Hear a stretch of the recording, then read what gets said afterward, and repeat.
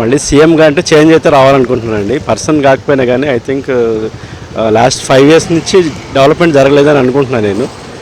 Because employment అనేది అంత పెద్దగా రాలేదు. వెల్ఫేర్ అయితే పబ్లిక్ వెల్ఫేర్ అయితే జరుగుతుంది కానీ ఎంప్లాయ్మెంట్ క్రియేట్ అవ్వలేదని నా ఉద్దేశం. అంటే ప్రైవేట్ ఎంప్లాయ్మెంట్ క్రియేట్ అవ్వట్లేదని నా ఉద్దేశం. సో కంపెనీస్ ఏమైనా తీసుకొచ్చి ఏమైనా జరిగితే ఎంప్లాయ్మెంట్ పెరుగుతుంది, అక్కడున్న యూత్కి ఇంపార్టెన్స్ వస్తుంది అని చెప్పి నా ఉద్దేశం. అప్పుడు ఓటేసిన వాళ్ళు 18 years ఉండి ఉంటారు. అప్పుడు now they will be like 23. So వాడికి కూడా జాబ్ రావాలి కదా, అందరికీ గవర్నమెంట్ జాబ్ లేవలేము. So but unit to show the employment to the public youth, అప్పుడు మాత్రం వాళ్ళు ఓటేయగలరు. And because of the change previous government ఉండుంటే కనుక ఇంకా డెవలప్మెంట్స్ జరిగేది నా ఉద్దేశం. అమరావతి కానీ లేదంటే any other capital same government continue అయ్యి ఉంటే కనుక డెవలప్మెంట్ ఖచ్చితంగా ఉండేది నా ఉద్దేశం. బట్ ప్రజెంట్ గవర్నమెంట్ జగన్ ఏం చేస్తున్నారంటే వెల్ఫేర్ మీద కాన్సన్ట్రేట్ చేస్తున్నారు కానీ డెవలప్మెంట్ మీద కాన్సన్ట్రేట్ చేయట్లేదు అని నా ఉద్దేశం. నిన్న కూడా మనం చూస్తే మీరు సచివాలయం దీనిలో పెట్టారు, తాకట్టు పెట్టారు. సో అల్టిమేట్ అసలు ఇంకా పెట్టుకోవడానికి ఇంకెళ్ళేవు, తాకట్టు పెట్టుకోవడానికి అలా వస్తుంది ఉద్దేశం. మరి నానిగారు సచివాలయంతో ఏం చేస్తారు, దాన్ని పెడితే తప్పేంటి అంటున్నారు కదా, దాన్ని కవర్ చేయాలి కదండి. మరి ఆయన హీజ్ ఎమ్మెల్యే ఫ్రమ్ వైఎస్ఆర్సీపీ, దానికి అగెన్స్ట్గా మాట్లాడలేడు. కొన్ని కేటగిరీ కొంతమంది ఎమ్మెల్యేలు ఉంటారు కొంతమంది టార్గెట్ పెట్టడానికి. ఆయన he's from a different community, not from Jagan's community. ఆయన టార్గెట్ చేయడానికి వీళ్ళని టార్గెట్ చేయడానికి ఆయన పెట్టుకున్నారు. సో అలా కొంతమంది ఎమ్మెల్యేస్ ఉన్నారు వీళ్ళని టార్గెట్ చేయడానికి. సో ఆయన అలాగే మాట్లాడతారు కూడా.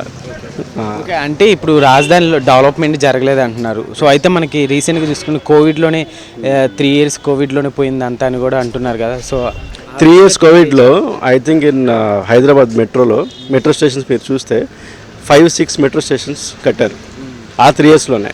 మరి ఇక్కడ జరిగింది అక్కడ ఎందుకు జరగదు? ఇప్పుడు దాన్ని యూటిలైజ్ చేసుకొని ఇప్పుడు జనాభా అక్కడికి మెట్రో ఐటీ సైడ్ వెళ్ళట్లేదు. సో రోడ్స్ అన్నీ ఖాళీగా ఉన్నాయి. అప్పుడు ఆ టైంని యూటిలైజ్ చేసుకొని లాట్ ఆఫ్ రోడ్స్ ఎస్ఆర్డిపి కింద కానీ అదర్ పథకాల కింద క్లీన్ రోడ్స్ కన్స్ట్రక్ట్ చేశారు TRS government. And 5-6 metro stations కట్టుకున్నారు క్లియర్గా విత్ ఇంక్లూడింగ్ పార్కింగ్. ఇక్కడ సాధ్యమైనది అక్కడ ఎందుకు సాధ్యం అవ్వట్లేదు? అంటే ఈ 3 years ప్రపంచంలో ఏ డెవలప్మెంట్ జరగలేదా? ఓన్లీ ఏపీలోనే కరోనా ఉందా? అన్ని చోట్ల ఉంది కదా. అది యూజ్ చేసుకున్నాడు.